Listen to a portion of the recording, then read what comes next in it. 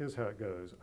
Artist X gets it into their head that they should go record some Yiddish songs. And thank goodness there are people who are willing to do more than just the pot boilers. CD goes into the Vorwärts editorial office. It then gets reviewed. I read the review. I get the CD.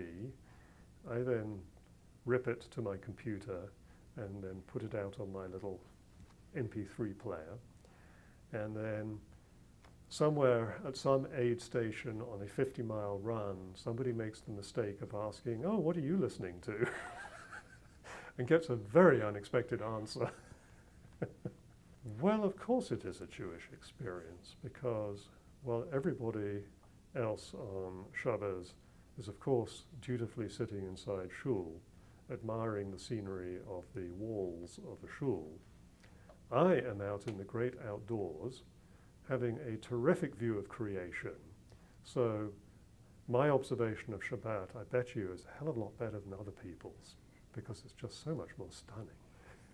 What's not to like about a Jewish experience of running 50 miles or 100 miles with 10 to 20,000 feet of elevation gain in the most stunning parts of the world?